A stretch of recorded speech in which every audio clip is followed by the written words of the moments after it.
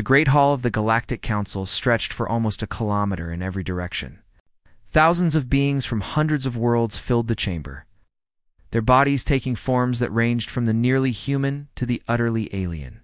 Some breathed oxygen, others methane. Some saw in light, others in sound. But today, every single one of them stared at the same thing. The human standing at the speaker's podium, Ambassador. Minho placed his hands on the smooth surface of the podium and looked out at the assembled representatives. His face showed no emotion. His voice was calm and clear when he spoke. "The United Earth government has reviewed your proposal with great care," Minho said. "We appreciate the time and effort your committee invested in drafting the Sovereign Limitation Accord. However, after thorough consideration, Earth must decline to sign this treaty." A wave of sound rolled through the chamber. Some species hissed. Others clicked or hummed or made noises that human ears could not properly process. The translation devices embedded in the walls worked frantically to convert the chaos into understandable speech. But the message was clear in any language: shock and anger. Overseer Thaln of the Vrexian Empire rose from his seat on the high platform. His 4 eyes blinked in sequence, a sign of deep distress among his people. "Ambassador Minho, this is the 17th treaty that Earth has rejected. 17 treaties in just 2 years. Do you understand what you are doing?" Minho nodded. "Yes, Overseer. We understand perfectly." "Then explain it to us," Thaln said. His voice carried the weight of 3,000 years of galactic authority. "Explain why humanity refuses every attempt at peaceful integration into the galactic community." "Earth does not refuse peaceful integration. Overseer, we refuse submission. The Sovereign Limitation Accord, like the 16 treaties before it, asks us to surrender control of our military, our borders, and our internal governance to Council oversight. We will not do that." Another delegate stood. This one was Hyjin, a human woman who served as Earth's diplomatic liaison. She had lived on the Council station for 5 years, longer than any other human. She knew these people. She understood their fears. "May I speak?" Hyjin asked. Thaln gestured his consent. "Demmed. Members of the Council," Hyjin began, "I want you to understand Earth's position clearly. We do not seek conflict. We do not seek dominance. We seek only the same thing every species in this room once sought: the right to determine our own future." "You are young," said a crystalline being from the lower tiers. "You do not understand the dangers that exist in this galaxy. The Council exists to protect its members." "We understand the dangers very well," Hyjin replied. "Perhaps better than most. But we also understand that protection offered in exchange for freedom is not protection at all. It is a cage with comfortable bars." The chamber erupted again. Some delegates shouted their agreement. More shouted their opposition. Security drones floated down from the ceiling, their sensors scanning for any sign of violence. Thaln raised one of his 4 arms, calling for silence. "Let me be direct, Ambassador Minho, Liaison Hyjin. You speak of freedom and sovereignty, but what you practice is isolation and arrogance. Your species has expanded to 47 star systems in less than 100 years. You build warships at a rate that alarms every military analyst in Council space. You refuse to share your technology. You refuse to accept our guidance. You refuse to acknowledge any authority beyond your own." Minho remained calm. "That is correct, Overseer. Do you not see how this appears to us?" Thaln asked. "From our perspective, humanity looks like a threat. An aggressive, expansionist species that refuses all attempts at peaceful regulation." "And from our perspective," Minho said, "the Council looks like an empire that calls itself a democracy. You speak of member species, but 3 days later, Captain Yuna stood on the bridge of the merchant vessel Fair Horizon. She was young for a ship captain, barely 30, but she had a gift for reading people and situations. Right now, she was reading the face of the alien sitting across from her, and she liked what she saw. "Let me make sure I understand," said the alien. His name was something with 17 syllables, but he had told Yuna to call him Kel. "The Council has forbidden its members from trading with you And now you want to trade with us instead? That is right, Yuna said. Your system is independent. You do not answer to the Council. We can offer you manufacturing technology that is at least 50 years ahead of what you currently have. In exchange, we need rare earth elements and organic compounds. Kel leaned back in his chair. His species was vaguely feline, with golden fur and large green eyes. And what happens when the Council finds out we are trading with you? What can they do? Yuna asked. You are not a member. They have no authority over you. They have economic leverage, Quell said. They could pressure us, could they? Yuna pulled up a data pad and showed him a series of figures. Your system trades with 3 Council worlds. Your total trade volume with them is about 80 million credits per year. We are offering you 200 million in the first year alone, with guaranteed growth after that.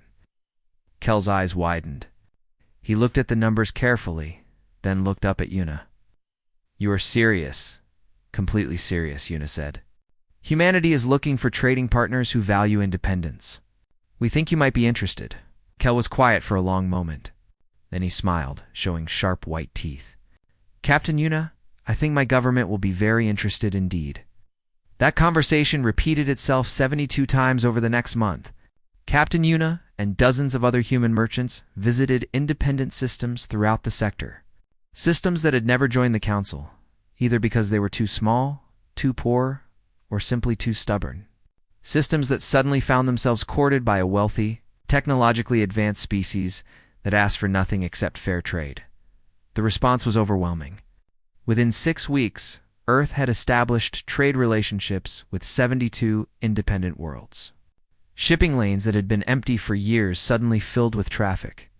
Human ships carried manufactured goods, medical supplies, and advanced technology. They returned with raw materials, exotic foods, and specialized products that human colonies needed. Admiral Taijin watched the shipping reports with satisfaction. He stood in the command center of the Seoul Defense Force headquarters, a massive orbital station that circled Earth's moon. Around him, dozens of officers monitored the fleet's operations. Third Fleet is in position along the new trade corridor, reported a young officer. No sign of Council interference? Good, Taijin said. Keep them there. Any merchant ship flying under Earth's flag gets our protection. Sir, we are receiving reports that Council observers have been spotted near some of the independent systems, another officer said. They are watching our ships. Let them watch, Taijin said. We are not breaking any laws. We are simply conducting trade with willing partners. But in the Council chambers, panic was beginning to set in. Representative Ji-Wan stood before the Economic Committee, her face showing an emotion that her species rarely displayed. Fear. The sanctions are failing, she said flatly. Not only are they failing, they are backfiring. The independent systems are thriving under human trade. They are gaining access to technology and markets that we kept from them for centuries. And our own member states are suffering. A large insectoid delegate clicked its mandibles in distress. How bad is it? Giwan pulled up a holographic display. 17 Council member states that participated in the embargo are now experiencing resource shortages. The humans were providing them with specific products that are difficult to source elsewhere. Without human trade, they are struggling. They can adapt, someone said from the back of the room. Can they? Giwan asked. The industrial world of Breen 7 needs specialized polymers that only humans manufacture efficiently. The agricultural world of Karis depends on human genetic modification technology for their crops. The mining colony at Vosk requires human drilling equipment. I could go on. The chamber fell silent. There is more, Guan continued. We have confirmed that 3 council-member civilizations have opened secret negotiations with Earth. They are trying to establish trade relationships outside the official embargo. That is illegal. The insectoid delegate said. Yes, Juan agreed, but they are desperate. And they are not alone. Our intelligence suggests that at least a dozen other members are considering the same action. Overseer Thalm, who had been listening quietly, finally spoke. The humans have outmaneuvered us. We thought we could isolate them. Instead, they built a new network that bypasses us entirely. What do? Someone asked. Before anyone could answer, the chamber doors opened. A messenger rushed in, her face pale despite her blue skin. Overseer, you need to see this. Thaln took the datapad she offered. He read it once, then again. His 4 eyes blinked in rapid succession. What is it? Jiwan asked. Thal looked up at the assembled delegates. Representative Dahan of the Stellar Assembly has just made a public statement. She has announced that her entire civilization is withdrawing from the Council and establishing formal diplomatic relations with Earth. The chamber erupted in chaos. Delegates shouted and argued. Some demanded action. Others kale. D for calm. But beneath the noise, a deeper current ran. It was the sound of certainty crumbling, of old assumptions dying. Representative Dayan, meanwhile, stood before a crowd of journalists on her home world. She was a small woman, barely taller than a human child, but her voice carried power. For 200 years, my people have been members of the Galactic Council, she said. We joined because we thought it would bring us prosperity and protection, and in some ways it did. But it also brought us stagnation. It brought us rules and regulations that stifled innovation. It brought us a bureaucracy that took years to make simple decisions. She paused, looking directly into the cameras. We have watched humanity carefully. We have seen how they operate. They do not seek permission to act. They do not wait for committees to approve their decisions. They see an opportunity and they seize it. They see a problem and they solve it. And they do all of this while remaining free. Is Earth paying you for this endorsement? A journalist called out. Dayan smiled. Earth has offered us nothing except the chance to trade as equals and govern ourselves as we see fit. That is worth more than any payment. Back on the council station, Ambassador SEOCAF met with his staff. The mood was cautiously optimistic. The sanctions lasted exactly 43 days before they started to collapse, Minho said. That might be a record. Do not celebrate yet, Seoek warned. The council still has options. Military options? Do you really think they would attack us? Hyjin asked. Seok shook his head. Not attack? No. But they might try to demonstrate their power. A show of force. Something to remind us that they are still the dominant power in the galaxy. Let them try, said a deep voice from the doorway. Admiral Sunwoo stepped into the room. He was a large man with a scarred face and eyes that had seen too much combat. If the Council wants to play games with military force, they will find that humanity is very good at that particular game. We want to avoid war, Seok said. I know, Sunwoo replied. But the best way to avoid war is to make absolutely certain that anyone who starts one will regret it immediately. He placed a small device on the table. It projected a star map into the air above them. Red dots marked every council capital world. Next to each dot was a number counting down. What is this? Minho asked. Sunu said. If the council makes any aggressive move against Earth or our colonies, they will receive a message. Just this star map, with these coordinates and these countdown timers, they will understand what it means. Seok stared at the projection. You are bluffing. Am I? Sunwoo asked. Are they willing to bet their capitals on that assumption? No one answered. The countdown timers continued their steady march toward zero. Minjae had spent most of his adult life buried in archives. As Earth's chief historical researcher assigned to the Council Station, his job was to study galactic history and compare it with human development. Most days, it was boring work. Today was different. I found something, he said to his assistant, a young woman named Sujin who had joined his team only 3 months ago. Something the Council does not want anyone to see. Sujin looked up from her terminal. What do you mean? Minjae transferred a file to her screen. This is a historical record from approximately 6,000 years ago. It documents the founding of the Galactic Council. Read the original charter, Sujin read silently for several minutes. Then she looked up, her eyes wide. This is not what they teach in their official histories. No, it is not, Minjae agreed. The official version says the Council was founded to govern the galaxy, to bring order to chaos. But look at this original document. The founders never intended to create a government. They wanted to create a forum. a place where independent species could coordinate actions, share information, and resolve disputes peacefully. What changed? Sujin asked. Time, Minjae said simply, and bureaucracy, and the slow, steady accumulation of power. Read further. About 500 years after its founding, the Council created its first enforcement mechanism. Small at first, just a way to make sure species honored their agreements.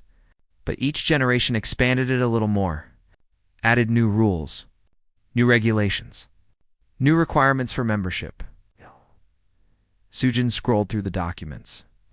By the time we get to 2,000 years ago, the Council is requiring member species to surrender military command to a central authority during emergencies. 3,000 years ago, they start regulating internal government structures. 4,000 years ago, they are dictating economic policies. Exactly, Minjae said. The Council did not start as an empire. It became one so gradually that no one noticed. Or more accurately, by the time people noticed, it was too late to resist. Why show me this? Sujin asked. Because Ambassador Chewan is speaking to the Council today, Minjae said. And she asked me for information that would help them understand why humanity refuses to join. This is that information. 2 hours later, Chewan stood before the Galactic Council. She was a middle-aged woman with kind eyes and a gentle voice. But everyone who knew her understood that she had a core of steel beneath her soft exterior. Members of the Council, she began, I want to tell you a story about my species. About Earth. The chamber was surprisingly full for a routine session. Word had spread that a human would be speaking, and delegates came to hear what would be said. 300 years ago, humanity nearly destroyed itself, Chewan continued. We fought wars that killed billions. We poisoned our planet. We created weapons that could have ended all life on Earth.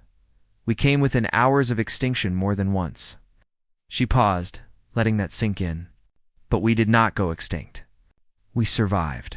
And do you know how? Not through submission to a higher authority. Not through surrendering our sovereignty to a global government. We survived through something much harder and much more valuable. We learned to cooperate while remaining free. A delegate from the lower tiers spoke up. But you did eventually form a unified government. The United Earth government that you represent today. Yes. Chewan acknowledged. But it took us 200 years to build it. 200 years of argument and compromise and failure and trying again. And even now, our global government does not control everything. Individual nations still exist. Cities still govern themselves. People still have rights that no government can take away. That sounds chaotic, another delegate said. But Chewan agreed. It is messy and inefficient and frustrating. But it is also dynamic and creative and resilient. We do not have the stability you have achieved. That is true. But we have something else. The ability to adapt quickly when things change. Overseer Thawne leaned forward. What is your point, Ambassador? My point is this, Chewan said. Humanity will not join the Council because we have learned through bitter experience that freedom is more valuable than security. Every time we tried to trade freedom for safety, we ended up with neither. So we stopped making that trade. She activated a holographic display. My colleague Minjae discovered something interesting in your archives. Your own historical records showed that the Council was never meant to govern. It was meant to coordinate. But over thousands of years, it grew into something else. Something that demands obedience rather than inviting cooperation. Murmurs spread through the chamber. Some delegates looked uncomfortable.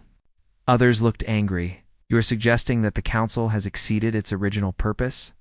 Asked Representative Jiwan. I am not suggesting it, Chewan said. I am stating it as historical fact. Your own records prove it. The question is not whether this happened. The question is whether you are willing to acknowledge it. And if we do acknowledge it, Guan asked quietly. What then? Then you ask yourself whether the path you have taken is the path you want to continue, Chewan said. You ask whether security purchased with freedom is really security at all. You ask whether a galaxy of subjects is better than a galaxy of partners. The session ended in confusion. Delegates argued among themselves as they filed out. But a small group remained behind, clustered in a corner of the Great Hall. They were representatives from mid-tier civilizations, species that had joined the Council centuries ago. One of them, a being named Korath, whose species resembled large bears, spoke quietly. What she said about freedom and security, my people used to speak of such things. Before we joined the Council, another delegate nodded. Mine as well. We had debates. Arguments about independence versus cooperation. In the end, we chose to join because the Council promised us protection. And did it deliver that protection? Asked a third delegate. Yes, Korath said slowly. But at what cost? We do not build our own ships anymore. The Council builds them for us. We do not set our own trade policies. The Council does that. We do not even educate our children the way we want to. There are Council standards we must follow. We are safe, the third delegate said. But we are not free. I had forgotten that there was a difference, Korath admitted. Meanwhile, in a secure conference room, several Council military leaders met to discuss the human threat.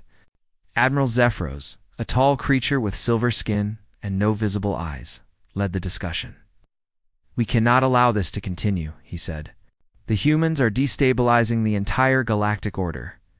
More species will follow Dan's example if we do not act. What do you propose? Asked another officer. A limited military demonstration, Zephyros said. Nothing that would start a war. Just enough to show that the Council still has power. That there are consequences for defiance. The humans have already shown us their response to threats, someone pointed out. That countdown transmission to all our capital worlds. A bluff, Zephyros said confidently. They would not dare attack us. Are you certain of that? The question came from Vex, a small amphibious being who served as Chief Military Intelligence Officer. Because I am not. I have studied human military history extensively. They have fought countless wars. They have faced extinction multiple times. And they have learned to fight with a creativity and ferocity that is rare in the galaxy. They are barely a century old as a spacefaring species, Zephyros argued. They cannot possibly match our experience. Experience in what? Vex asked. Policing compliant members? Enforcing economic sanctions? The Council has not fought a real war in 2,000 years. The humans fight wars constantly, even among themselves. If it comes to conflict, I am not at all certain we would win. The room fell silent. So what do you suggest? Zephyros asked, his voice cold. I suggest we consider the possibility that the humans are right, Vex said. That the Council has become what they claim it has become, and that we need to change before we are forced to change. Back on Earth, Director Jisoo sat in her laboratory reviewing data. She was one of the top scientists in human space, specializing in comparative civilizations. Her work had caught the attention of several Council members who were quietly seeking information. About humanity's rapid advancement, her assistant brought her a message. Director, we have received another inquiry. This time from the Keltharian Consortium. They want to know how humanity has achieved such rapid technological progress. Jisoo smiled. Tell them the truth. We argue, We argue, Jisoo repeated. We debate. We disagree. We have hundreds of different research institutions that are all competing with each other. We have scientists who absolutely hate each other's theories but are forced to work together anyway. We have chaos and conflict and failure. And that makes us advance faster? The assistant asked, confused. Yes, Jisoo said. Because every time someone proposes an idea, a dozen other people try to prove it wrong. If the idea survives that process, it is probably correct. If it does not survive, we learn something anyway. The Council species all work within standardized frameworks. They have eliminated conflict in the name of efficiency, but conflict is where innovation comes from. She pulled up a graph showing technological advancement rates. Look at this. Council species advance at a steady, predictable rate. Their progress is linear. Human progress is chaotic, full of jumps and drops, but our average rate of advancement is 10 times faster than theirs. Because we are willing to be wrong. We are willing to fail. We are willing to fight about ideas. Should I tell the Keltharians this? The assistant asked. Jisoo said, and tell them something else. Tell them that if they want to match our rate of advancement, they will have to become free again. They will have to accept chaos. They will have to stop seeking approval from the council for every new idea. That will not make the council happy. No, Jisoo agreed. But the council stopped being the arbiter of happiness a long time ago. They just have not realized it yet. In the empty corridors of the council station late at night, Representative Juwon walked alone. She was thinking about what Ambassador Chae-won had said, about freedom and security, about original purposes and current realities. She had served the council for 200 years. She had believed in it completely. But now doubt crept into her mind like water through cracks in a dam. Had the council truly protected her people? Or had it simply controlled them? She did not know the answer. But for the first time in 2 centuries, she was willing to ask the question. The warning came during a routine council session. A junior technician burst through the chamber doors, protocol forgotten in the urgency of the moment. Overseer Thal, the technician, gasped. We are receiving distress signals from the Rim territories. Hundreds of them. The chamber fell silent. Thal rose from his seat, his 4 eyes fixed on the messenger. What kind of distress signals? The Ravagers, sir. They have returned. A cold wave of fear swept through the assembly. The Ravagers were ancient machines, remnants of a war fought so long ago that no one remembered who built them or why. They appeared every few centuries, emerging from deep space to consume entire star systems. They took everything: ships, stations, planets, and people. They left nothing behind but empty space. Where? Thaln demanded. Sector 7 Gamma. 3 colonies have already gone dark. 2 more are under attack. Estimated Ravager fleet strength is over 500 capital ships. The council moved into emergency session. Supreme Commander the Strill, a massive being that looked like living stone, took command of the military response. But the response was slow. Every action required approval from multiple committees. Every ship deployment needed authorization from 17 different subcommittees. The bureaucracy that governed the council in peacetime became a deadly handicap in war across the galaxy. Admiral Junho stood on the bridge of the battleship, Seoul's pride. He was reading the same distress signals that the council had received. Unlike the council, he did not need anyone's permission to act. Navigation, plot a course to Sector 7 Gamma, he ordered. Communications, send word to the 5th and 7th fleets. Tell them to rendezvous with us at maximum speed. Sir, his executive officer said carefully, those colonies are not in human space. They belong to council member species. We have no authority there. They are under attack, Junho said flatly. That is all the authority I need. Besides, 3 of those colonies have human civilians living on them. That makes it our business. The executive officer hesitated, then nodded. Yes, sir. Plotting course now. Sir. The communications officer called out. We are receiving a message from Earth Command. They want to know our intentions. Tell them we are going to save lives, Junho said. Tell them they can court-martial me later if they want to. But Earth Command did not court-martial him. Instead, they authorized the deployment of 2 more fleets to support his action.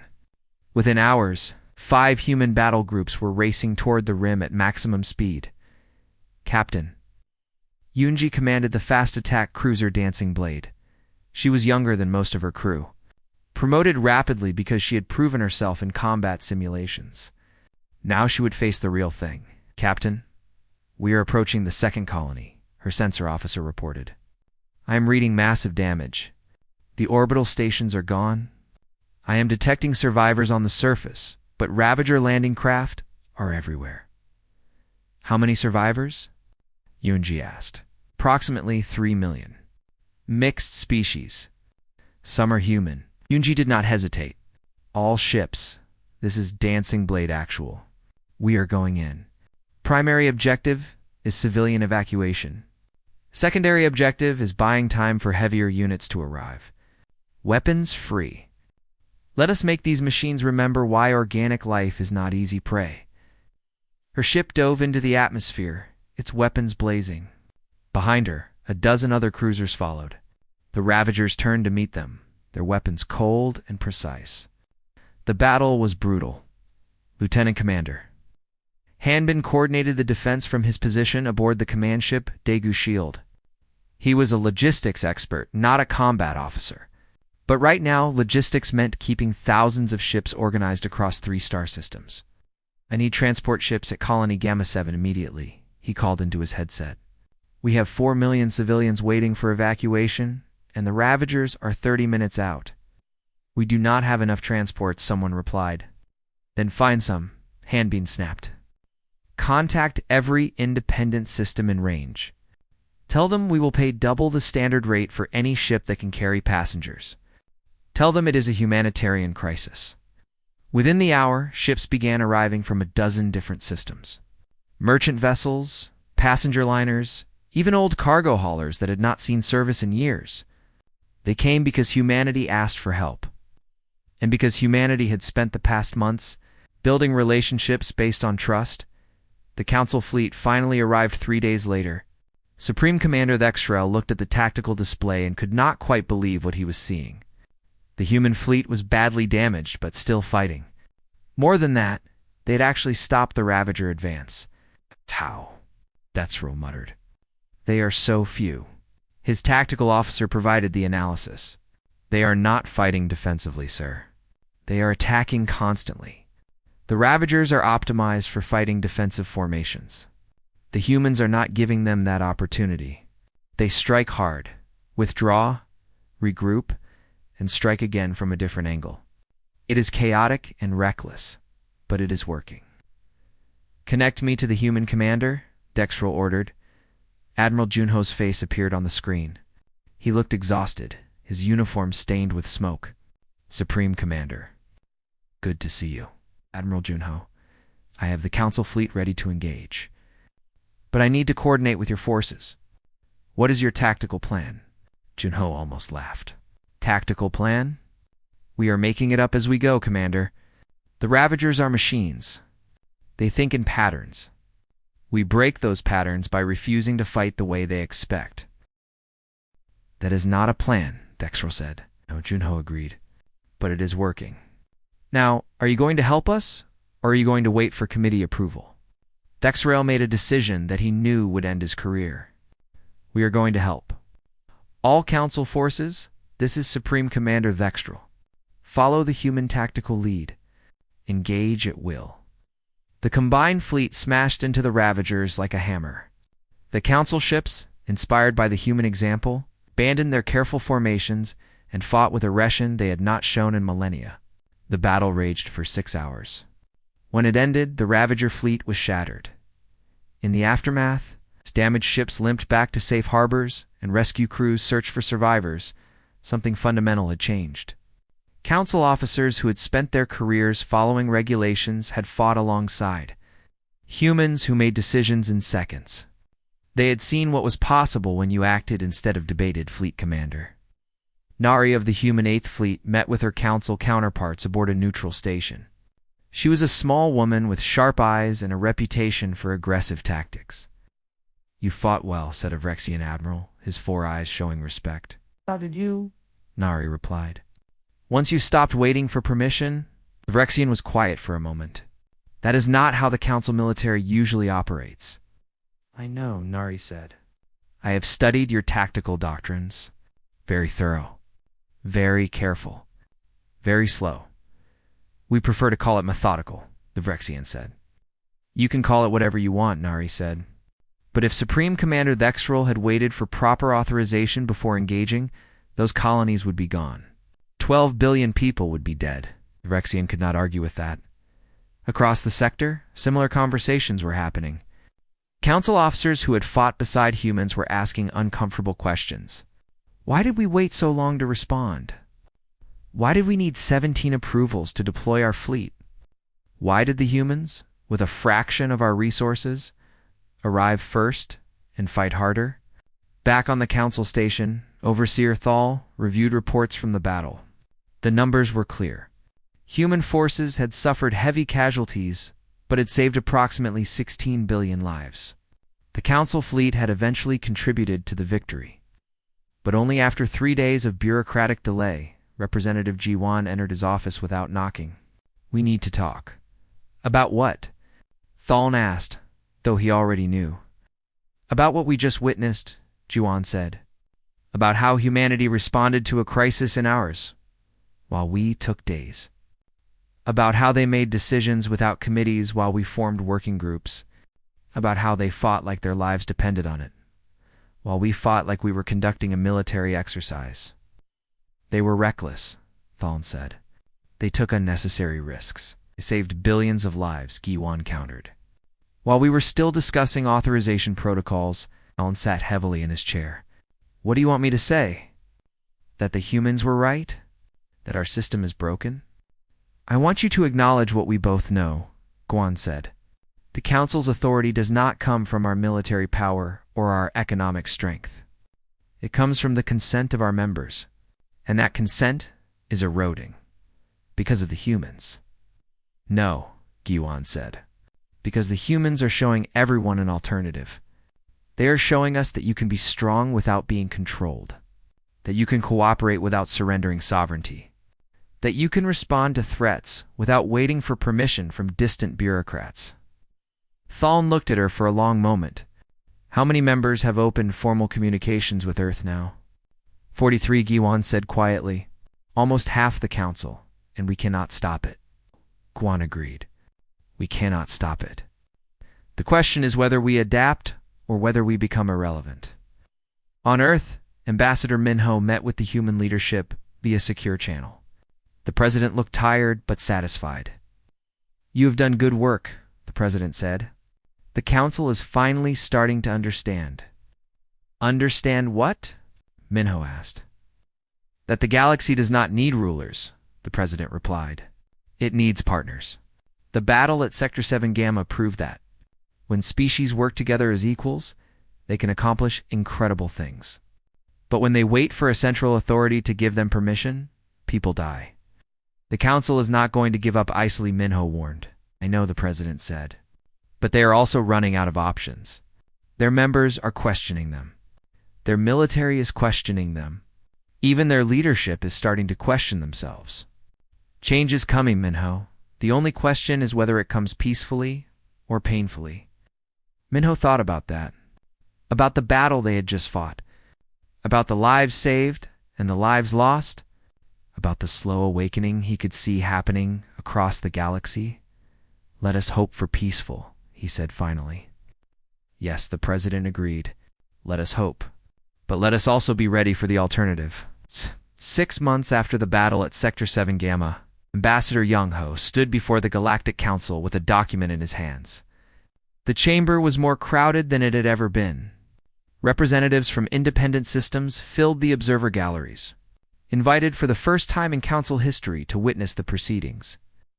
"Members of the Council," Young-ho began, "humanity has listened carefully to your concerns. We have watched how you govern.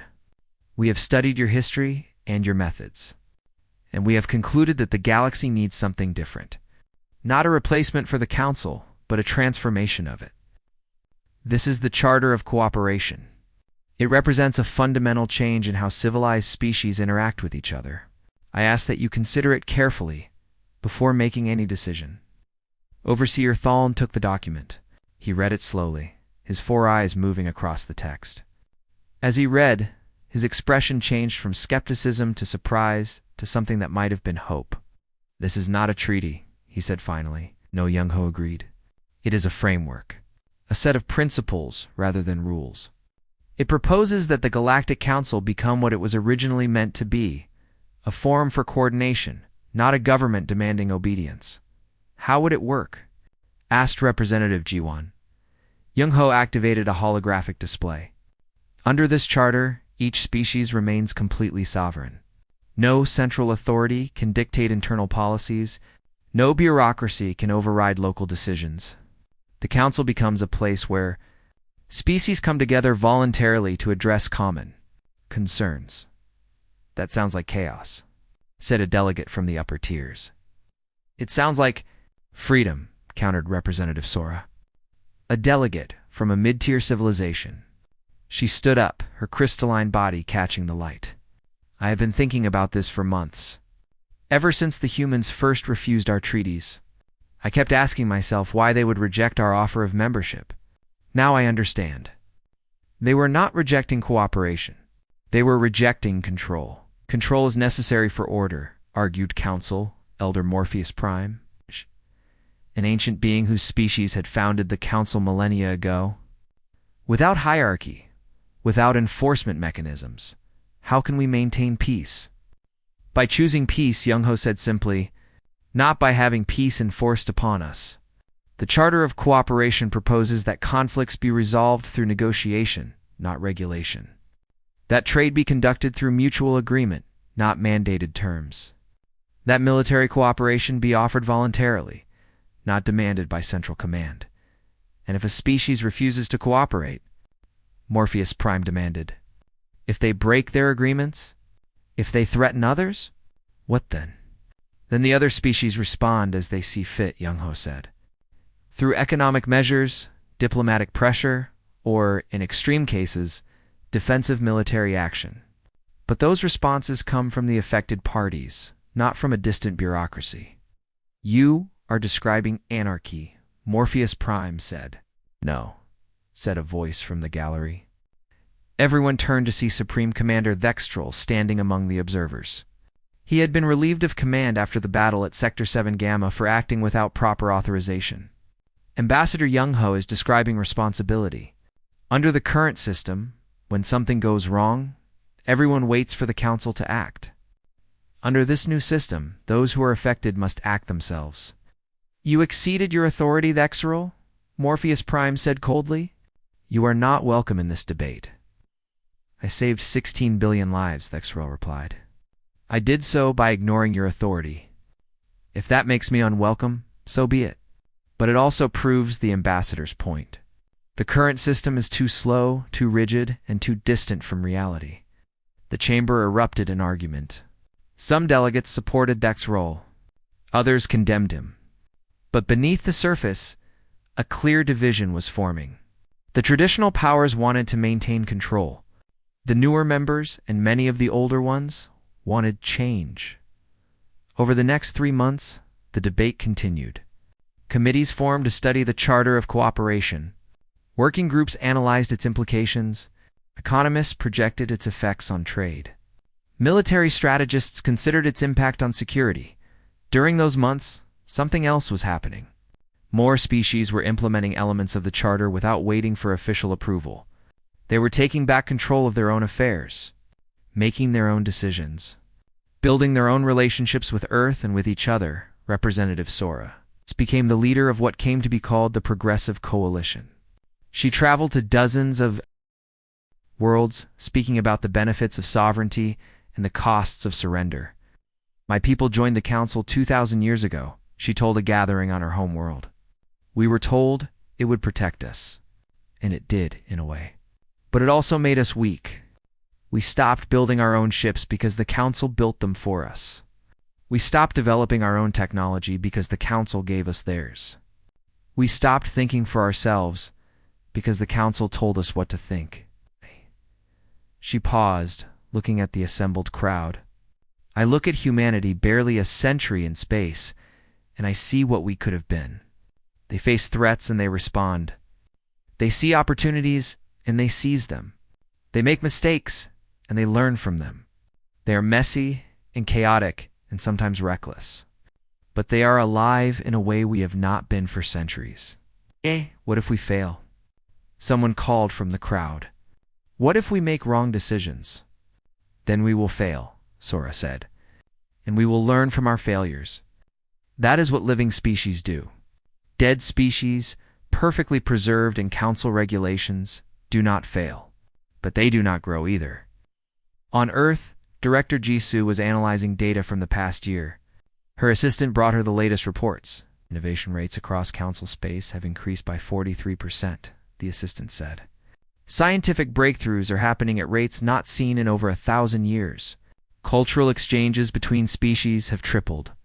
Economic growth in systems that have adopted the new model is averaging 15% per year.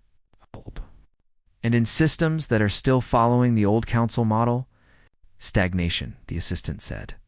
Or worse. Some are actually regressing as their best minds emigrate to freer systems. Evolution in action, Jisoo said.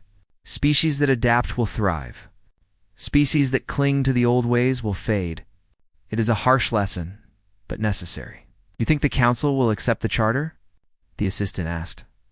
Jisoo considered that. I think the council has no choice. Change is already happening, with or without their approval. The question is whether they lead that change or get swept aside by it. 1 year after Ambassador Young-ho first presented the Charter of Cooperation, the Galactic Council held its final session under the old system. The vote was scheduled for the end of the day. Everyone knew what was coming. Overseer Thon called the session to order. He looked older than he had a year ago, as if the weight of history had settled visibly on his shoulders. We have debated this charter for 12 months, he said. We have analyzed every word, considered every implication, projected every consequence. It is time to decide. Council Elder Morpheus Prime stood one last time. I urge this body to reject this charter. It represents the destruction of everything we have built. Without central authority, we will descend into chaos. Without enforcement mechanisms, agreements will be meaningless. Without the Council's guidance, younger species will make catastrophic mistakes. Representative Sora stood to respond. Elder Morpheus Prime, with respect, we have already made catastrophic mistakes. We made them slowly, over thousands of years, as we traded our freedom for the illusion of security. This charter does not destroy what we've built. It saves what we lost. The vote will now proceed, Thuln announced. The voting lasted 3 hours. Each species had one voice, from the eldest to the newest members. When it ended, the result was clear. 412 species voted to adopt the Charter of Cooperation. 143 voted against. 26 abstained. The Galactic Council, as it had existed for 6,000 years, was dead. The Galactic Forum, based on voluntary cooperation between sovereign equals, was born. Admiral Taijin watched the vote from his command ship. Around him, the Seoul Defense Force maintained its patrol routes, protecting human colonies and trade lanes. Nothing had changed for them, and yet everything had changed. Sir, we are receiving communications from 37 Council species, an officer reported. They are requesting military cooperation agreements. Bilateral defense pacts, not Council command, but individual agreements. Taijin asked. Yes, sir. Each species wants to negotiate their own terms. Taijin smiled. Then we will negotiate, as equals. Send diplomatic teams to begin discussions. On the station where the Galactic Forum now met, Ambassador Minho and Ambassador Haijin stood together. Watching delegates from 1,000 worlds file out of the Great Hall, many looked uncertain. Some looked frightened. But others, especially the younger representatives, looked excited. We did it, Haijin said quietly. We actually changed the galaxy. We did not change it, Minho corrected gently. We reminded it of what it used to be, what it could be again. The galaxy changed itself. Do you think it will work? Haijin asked. This new system? I think it will be messy, Minho said. There will be conflicts that take longer to resolve. There will be mistakes made that the old council would have prevented. Some species will fail at self-governance and will suffer for it. That does not sound optimistic. I am not finished, Minho said. There will also be breakthroughs that would never have happened under the old system. There will be innovations that bureaucracy would have strangled. There will be young species that grow stronger than anyone expected because they were free to find their own path. The galaxy will be more chaotic, yes, but it will also be more alive. Jean looked at the streams of delegates. I wonder what they are thinking right now. Some are probably regretting their vote, Minho said. Others are planning how to take advantage of the new freedom. A few are probably already making mistakes. But all of them are thinking for themselves, possibly for the first time in centuries. That alone makes this worthwhile. Representative Jiwon found them in the corridor. She looked tired but oddly peaceful. Ambassadors, she said. I wanted to thank you for what? Haijin asked. For being stubborn, Guan said. For refusing every treaty we offered. For forcing us to question ourselves. I have been a council member for 200 years. I thought I understood how the galaxy worked. You showed me I was wrong. We did not do it alone, Minho said. Representative Sora, Commander Thexrel, and hundreds of others saw the truth and chose to act on it. But you started it, Giwan insisted. By saying no. By refusing to submit. By showing us that there was another way. My people are already implementing reforms based on the Charter. We are reclaiming powers we surrendered to the Council centuries ago. It is frightening and exhilarating at the same time. Right. That is freedom, Hyjin said. It is always frightening. But it is worth it. Far from the Council station, on worlds scattered across the galaxy, people watched the news of the transformation. Some celebrated, others worried. But everywhere, the same question was being asked. What happens now? The answer came not in words, but in actions. Species that had not built their own ships in generations started designing new vessels.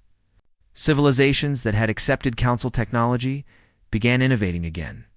Cultures that had standardized under Council regulations rediscovered their unique identities. It was chaotic. It was inefficient. It was unpredictable. It was alive. Captain Yuna stood on the bridge of her merchant ship, designated as an official diplomatic vessel. She had been asked to serve as Earth's trade representative to the new Galactic Forum. Captain, we are receiving trade proposals from 60 different systems, her communications officer reported. They all want to establish direct relationships. Then we will need more ships and more negotiators, Yuna said. Contact Earth. Tell them the galaxy is finally ready to do business on equal terms. As her ship prepared to jump to its next destination, Yuna looked out at the stars. Somewhere out there, the galaxy was learning to be free again. It would stumble. It would make mistakes. Some species would fail, but others would soar. And that, she thought, was exactly how it should be. Back on Earth, the President addressed the Global Assembly. Humanity has achieved something remarkable. Not through conquest or coercion, but through the simple act of standing firm on our principles. We rejected every treaty that demanded our submission. We refused every attempt to control us. And in doing so, we freed not just ourselves, but an entire galaxy. She paused, looking at the assembled representatives of Earth's nations. But our work is not done. Now comes the harder part, proving that freedom works. Showing that cooperation without control is possible. Demonstrating that sovereignty and partnership are not opposites but complements. How do we do that? Someone asked. The President smiled. The same way we always have. By trying, by failing, by learning. By trying again. By being human. In the Great Hall of the Galactic Forum, a new session was beginning. Ambassador Young-Ho stood at the speaker's podium, but he was not alone. Beside him stood representatives from a dozen other species, each prepared to present proposals for cooperation. No one was giving orders. No one was demanding obedience. They were simply talking, negotiating, working together as equals. It was, Ambassador Minho thought as he watched from the gallery, the most beautiful chaos he had ever seen. The galaxy had learned to say no to tyranny. Now it was learning to say yes to freedom. The journey would be long and difficult. There would be setbacks and failures. But for the first time in thousands of years, the future was not predetermined by distant bureaucrats. It was being written by free people, making free choices. And that made all the difference.